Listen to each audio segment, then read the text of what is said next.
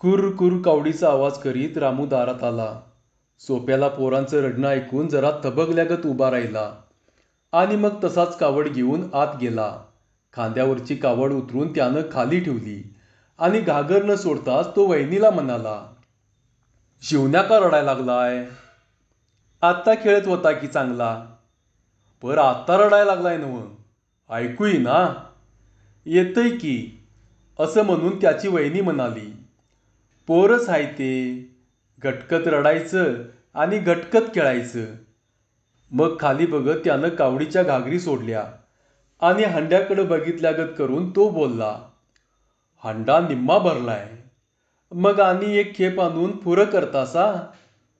त्यानं वर बघितलं आणि जरा घुटमळल्यागत करून तो म्हणाला, आता उन्हाचं नाही जात, सांचं आणीन मनसा 2 खेपा.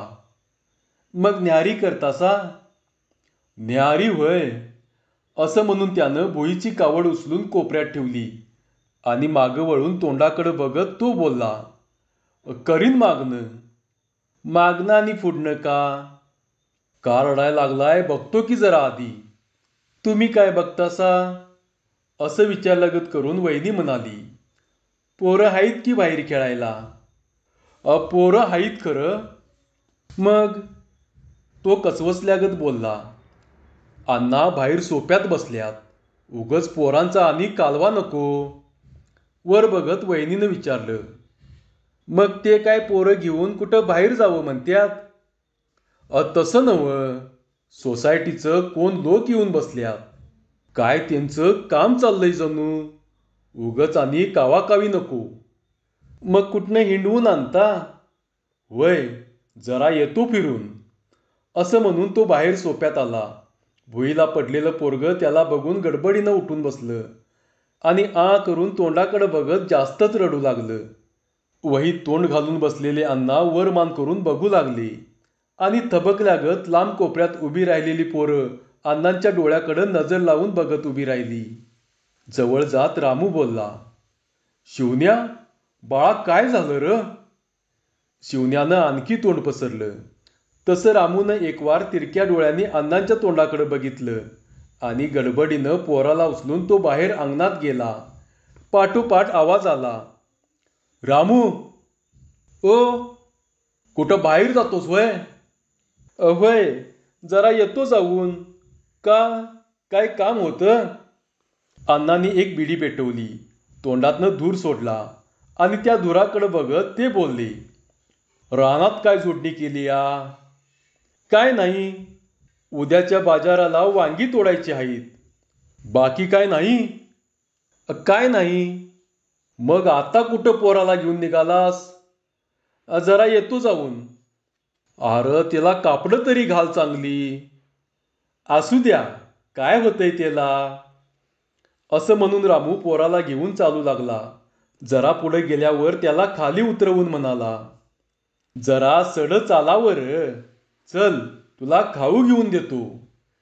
शिवण्या हाताला धरून चालू लागला आणि चालता चालता रामूनं विचारलं, सकाळी दूध प्यालास? खाऊ पाहिजे. शिवण्या, लेका काय कळतंय काय नाही तुला? अरे दोन्ही वक्ताला चांगलं दूध प्यावं, त्या बिगार अंग कसं वाढलं र? पोरगं बोट धरून चालू लागलं.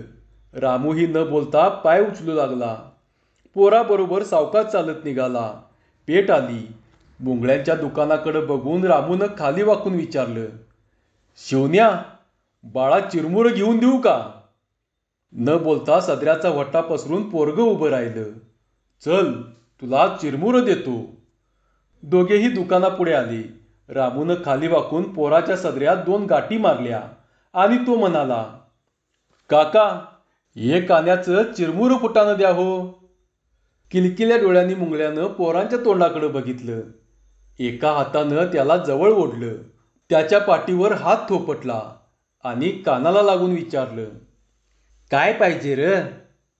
मान खाली घालून पोरगं गप्पच उभं राहिलं आणि मुंगल्यानं पुन्हा पाठ तुपटून विचारलं, नाव काय रे तुझं? मान खाली घालून उभा राहिलेला शिवण्या वर तोंड करून आपल्या बापाकडे बघू लागला. पोरगं असं अंग मोडत त्याच्या तोंडाकडे बघत राहिलं आणि रामू म्हणाला, "अरे सांग की र, काय नाव तुझं?" "बरं बाबा, राहू दे." असं म्हणून मुंगल्यानं चिरमोरी फुटाने त्याच्या ओट्यात घातली आणि त्याला जवळ ओढल्यागत करून तो म्हणाला, "आत्ता नाव सांगतोस?" "अं? बरं बाबा, गोळी देऊ?"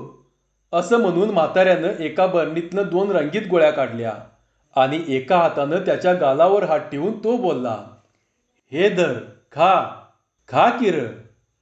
शिवण्यानं गोळ्या हातात घेतल्या आणि मुठीत गच्च दाबून धरल्या.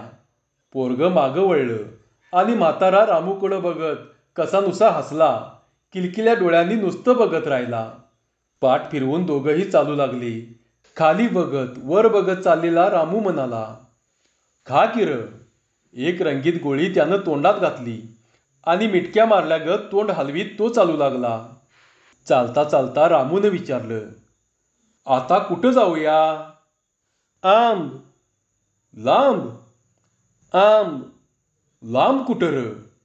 असं विचारून रामू उभा राहिला. मान वर करून बघू लागला. डोळे दिपत होते. दिवस डोक्यावर आला होता. तंबूत वर मधोमध गॅस बत्ती टांगावी तसा सूर्य वर पेटलेला दिसत होता. निळं आभाळ वर तळपत होतं आणि ज्वाळा खाली उतरत होत्या. गदमदत नव्हतं, कायली नव्हती, पण नुसता चटका होता. एकाएकी चघाळ्यानं पेट घ्यावा तसं वर बघत तो म्हणाला, "लांब जायचं होय. चल बाबा चल. कुठं तरी लांब जाऊन बसू." दोघंही चालू लागली आणि मध्येच खाली वाकून रामू म्हणाला, "पिल्ल्या, पाय भाजत नाहीत?" "अरे लेका, काय एवढा सोसिक झालास र? आरारारारारा, सांगायचं नाहीस वय. खुळ्यागत मी बी निघालोय आणि तू बी अनवानी चाललायस." असं म्हणून त्यानं आपल्या डोक्याची गांधी टोपी काढून हातात धरली. आळं केल्यागत ती गोल करून पोराच्या वाट्यातलं सारं चिरमुरं त्यानं त्यात ओतलं. चिरमुऱ्यानं भरलेली ती टोपी एका हातात धरली आणि पोर एका हातावर घेऊन तो चालू लागला. वेस मागं गेली आणि थबकल्यागत रामू उभा राहिला. गॅस बत्तीवर पेटली होती. खाली माळ वाटेवरची धूळ तापली होती. गाडी वाटेनं पडलेल्या चाकोरीचे 2 पट्टे धावताना दिसत होते. लांबवर जाऊन भिडलेल्या त्या वाटेकडं बघत तो उभा राहिला आणि त्याच्या डोक्याला चिकट हात पुसून पोरगं पेंगुळल्यागत एक गाल टेकून बसलं. पिंजारलेल्या मऊसूत कापसात रुतल्यागत झालं आणि पोटात डचमळून आलं. वर बघत त्यानं विचारलं, "शिवण्या, कुठं जाऊया र?" "आंब." "आणि लांब कुठवर र?" त्यानं मागं वळून बघितलं. गाव लांब राहिलं होतं. गाडी वाटेची चाकोरी तेवढी दिसत होती. मागही तीच आणि पुढंही तीच. रेग ओढल्यागत नुसते 2 पट्टे दिसत होते. तापलेल्या धुळीनं धगधगत होतं. वरनं ऊन चटका देत होतं. खाली पाय भाजत होते. तापलेल्या धुळीतनं पाय ओढत लांब जावंसं वाटत होतं. ऊन वरनं असं चटका देत राहावं. ज्वाळा खाली उतराव्यात. पायाखाली आव्यातली खाई पेटावी आणि डोळे झाकून गप्प चालत राहावं. कुठे थांबू नये, सवरू नये, कुठं विसावा घेऊ नये, पाणी पिऊ नये. रामूनं वर बघत विचारलं, "का र? पेंगुळलास का? ताण लागली? पाणी पाहिजे?" एक गाल टिकून बसलेलं पोरगंही तरतरी आल्यागत मान उचलून सरळ बसलं आणि पुन्हा मान वळवून नीट तोंडाकडं बघत राहिलं. टुकूटुकू बघणारे त्याच्या डोळ्यातले मणी चमकले आणि त्याच्या गालाला थोपटीत रामू म्हणाला, "चल, चल पिल्या, खोताच्या मळ्यात जाऊया. तुला पाणी देतो, हंबा बी दाखवतो." पायाखालची वाट सोडून तो आडवा शेतातनं निघाला. नांगरलेली, कुळवलेली शेतं ऊन खात पडली होती. कुठंही पीक दिसत नव्हतं. हिरवा रंग दिसत नव्हता. नुसतं भकास रान पसरलं होतं आणि पाण्यावर वाफ धरावी तशा ज्वाळा वर येत होत्या. वरनं खाली आणि खालनं वर. पाय भसाभस मातीत शिरत होते आणि वर हात अवघडून गेला होता. चालता चालता रामूनं विचारलं, "हात अवघडलाय र? जरा खांद्यावर बसतोस?" हातावरच्या पोराला त्यानं खांद्यावर घेतलं आणि तो पुन्हा चालू लागला. कुळवलेली 2 रानं मागं गेली. आडवा मोठा रस्ता ओलांडला आणि खोताचा मळा आला. दुपारची मोड सोडली होती. नुसतं मोटवान उभं होतं. धावेवरही कोणी दिसत नव्हतं. एका अंगाला उसाचा फड तेवढा डोळ्यांना गार दिसत होता. पण टळटळीत उन्हात त्यानंही मान टाकली होती. पोराला घेऊन रामू धारेवर आला आणि खोपीच्या तोंडाला सावलीत बसलेला खोताचा म्हातारा हाळी दिल्यागत बोलला. कोण गा? मी रामू आहे काका. रामू? असं म्हणून वर तोंडाकडे बघत त्यानं विचारलं. का र? पोराला घेऊन उन्हाचंच आलायस? आलोय झालं. असं म्हणून रामू जवळ गेला आणि खोपी जाऊन सावलीला बसला. पोरग मांडीवर घेऊन उगच बघित राहिला. म्हाताऱ्यानंच विचारलं.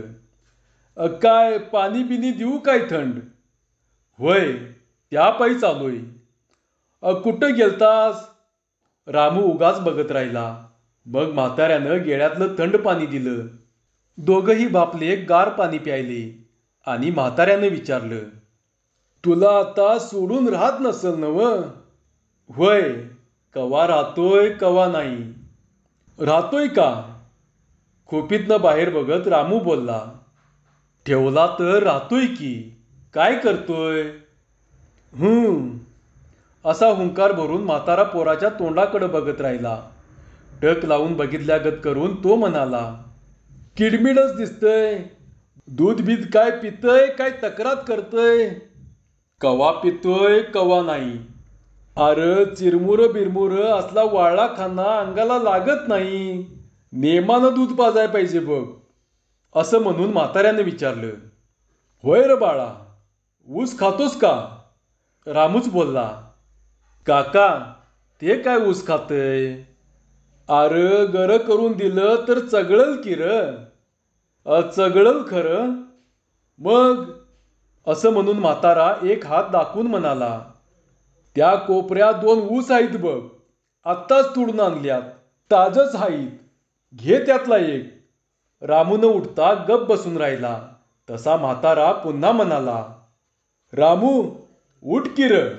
घे की ऊस. 2 कांडी तू बी खा आणि त्याला बी 2 गरज दी की चगळायला. उठ. रामू उठला. पोरगही उठून त्याच्याबरोबर चालत गेलं. म्हाताऱ्याची नजर ही त्या पोराच्या पावलाबरोबरच गेली आणि त्याच्याबरोबरच पुन्हा जवळ आली. पोरग बाजूला न बसता पुन्हा त्याच्या मांडीवरच बसलं आणि रामूनं ऊस तोंडाला लावला. एकटक नजर लावून बसलेला म्हातारा बोलला. रामू, तांबवागत तुला सदा चिकटलेलाच असतोय जणू. मग काय करायचं काका? तुझी वहिनी बघती का र नीट ह्याला? एक बारीक गरा करून रामूनं पोराच्या तोंडात घातला आणि ऊस बाजूला करून तो उगचच त्याच्या तोंडाकडे बघत राहिला. म्हातारा बोलला. हे काय खरं नव्हं. रामूनं तोंड वर केलं आणि मान हलवत म्हातारा म्हणाला. तिची आजी त्याला नेतो म्हणत होती नव्हं. ती सांभाळील तसं तुझ्या हातनं काय होणार? आजोळला लावून देऊन गप राहायचं मर्दा. चांगला कळता झाल्यावर मग घेऊन ये की. मान फिरवून रामू बाहेर बघत राहिला. अवघडल्यागत बोलला. आजी सांभाळल खरं. मग? अरे ती जसा जीव लावल तसं दुसऱ्याला जमल? होय, तिचा जीव बी पोरावर हाय. मग गप लावून दे तिकडं. नेतो म्हणती नव्ह ती? नेतो म्हणती की. मस्त एकदा सोडून 2दा येऊन गेली. मग लावून देऊन ये होतास? हातातल्या उसाच्या पेराकडे बघत तो बोलला. अव काका, माझा जीव तयार होईना झालाय. खुळ्या, तुझी वहिनी काय सांभाळणार? एक सोडून 6 पोरांची आई ती. गड्या माणसांच्या भाकरी बडवल, आपल्या पोरांच्याकडे बघल का तुझ्या पोराची उसावर करल?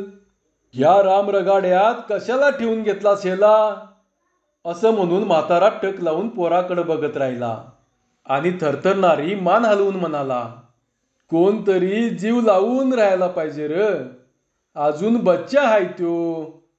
एवढं बोलून म्हातारा गप्प झाला आणि पोराकडे बघता बघता त्याला डुलका लागला.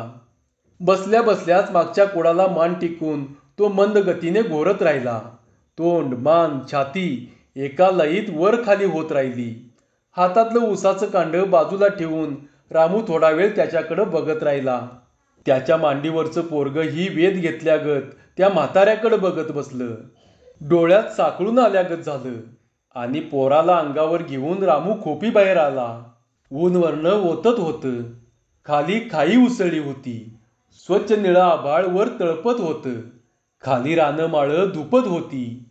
ऐन्यानं किरण पाडावं तसं तिरकं ऊन अंगावर येत होतं आणि भुईनळे पेटल्यागत डोळ्यापुढं रंग तणगत होते. हिरव्या निळ्या पिवळ्या ज्योती डोळ्यापुढं हालत होत्या आणि उजाड रान वनवा लागल्यागत धगधगत होतं. मोठा रस्ता जवळ आला आणि प्वा प्वा आवाज ऐकून अंगावरचं पोरगं कान टवकारून बघत राहिलं. रामूही उभा राहिला. भर वेगानं आलेली मोटार जवळनं निघून गेली आणि दोन्ही हात वर करून पोरगं खच्चून किंचाळलं. पंपम पंपम. रामूनं वर बघितलं. पोरगं कदाकदा हसत होतं. पौर्णिमेचा चंद्र दिसावा तसं त्याचं तोंड हसरं दिसत होतं. त्याचं अंग सारं गदगदत होतं आणि तोंडावर एक नवा राव दिसत होता. नवा कोरा आकाशाचा पत्रा वर तळपत होता आणि पुनवेचं चांदणं खाली सांडलं होतं. न मावणारा आनंद तोंडावाटे बाहेर आला. मान तिरकी करून रामू हसला आणि त्याचं तोंड कुरवाळून म्हणाला, पिल्ल्या, काय आनंद झालाय रे तुला? आर लेका लेका. असं म्हणत त्यानं त्याच्या गालाचा एक पापा घेतला आणि पुन्हा दुसरा पापा घेत तो म्हणाला, आपण बसू हं इथं. आता आणि दुसरी मोटार येईल बघ. आता आणि येते बघ हं. रस्त्याच्या कडेला रामू मांडी घालून बसला. ऊन लागू नये म्हणून अंगावरचं धोतर त्यानं पोराच्या डोक्यावर धरलं. ज्योतीला वारा लागू नये म्हणून पदराचा आडोसा करावा तसं एका अंगाला धोतर धरून तो बसून राहिला. रस्त्याकडे लांबवर नजर टाकून मोटारीची वाट बघू लागला. एक मोटार गेली होती. दुसरी अजून येत नव्हती. त्याचे कान आणि डोळे तिकडेच लागून राहिले होते. एवढ्यात प्वा प्वा असा लांबनं आवाज आला. धाकट्या पोरागं त्याचं अंग सारं गदगदलं. गडबडीनं त्यानं काकेत हात घालून पोराला अंतराळी उचलून धरलं. आवाज येऊ लागला आणि तोच मोठ्यानं म्हणू लागला, ते बघ, पंपम पंपम. अंतराळी धरलेलं पोरगं आपले हातपाय नाचवीत विचारू लागलं, पंपम आई का? हां, आली बघ हं पंपम. बघता बघता मोटार आली आणि अंगावरनं आवाज करत निघून गेली. बोट करून दाखवत तो म्हणाला, गेई पंपम गेई. असं तोंडानं बोलत पोरगं मांडीवर नाचत उभं राहिलं. त्याच्या गालाला लागून रामूनं विचारलं, तुला पंपम आवडती? पंपम पाहिजे?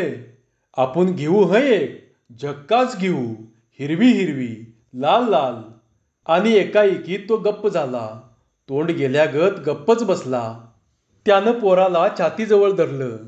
त्याच्या मऊ मऊ केसावर हुनवटी टेकवून तो लांब बघत राहिला आणि खाली आपल्या दोन्ही तळ हातात पोराचं गाल धरून बोलू लागला, तुला पंपम घेऊ हं.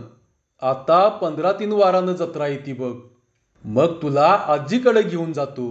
तिथं मामा हाय, मामी हाय. आजी तुला खाऊ देईल. तिला आपण एक मोटार घेऊन द्यायला सांगू हं. लाल लाल मोटार पाहिजे नव्हं. असं म्हणून तो खाली वाकला. चटचिरी त्याचं तोंड वर करून म्हणाला, शिवण्या, आजी खाऊ देती, मोटार घेऊन देती. आजीजवळ राहतोस? पोराचं तोंड हसरं दिसलं. तो बघत राहिला आणि घोगऱ्या आवाजात त्यानं विचारलं, राहतोस नव बाळा? पर मी तिथं नाही हं. मला सोडून राहतोस? पोरगं नुसतं तोंडाकडं टुकूटुकू बघत राहिलं. डोळ्यातले मनी लुकलुक करू लागले आणि त्यानं उचलून त्याला एका हातावर घेतलं. दुसऱ्या हातानं त्याच्या पाठीवर हात ठेवला आणि खांद्यावर त्याची मान घेऊन त्याला घट्ट दाबून धरलं. हलक्या हातानं तो थोपटत राहिला. ऊन आता आडवं झालं होतं. झुळका अंगावर येत होत्या. ढगांचे टिपसे टिपसे आभाळ गोळा करीत होतं. निळा सावळा रंग जाऊन पारा उडालेल्या काचेगत ते दिसत होतं आणि खांद्यावरच्या पोराचे श्वास कानात ऐकू येऊ लागले होते. लांबनं मोटार येताना दिसली आणि बेतानं तो उठून उभा राहिला. त्याच्या पाठीवर एक हात ठेवून आबदार पावलं टाकत चालू लागला. रामू दारात आला आणि डोळ्याच्या बरच्या समोर दिसू लागल्या.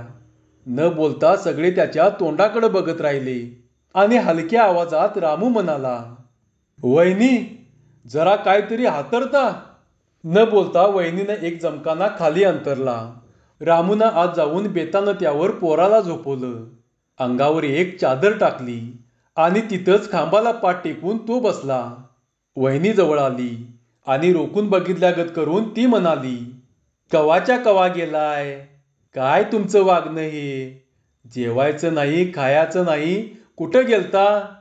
बसल्या जागी मान खाली घालून रामूनं एक श्वास सोडला आणि हलक्या आवाजात वहिनी म्हणाली, आत्ता आणि का बसलासा? जेवायचं नाही? तो म्हणाला, आता जेवतो की रातचं. काय गडबड हाय?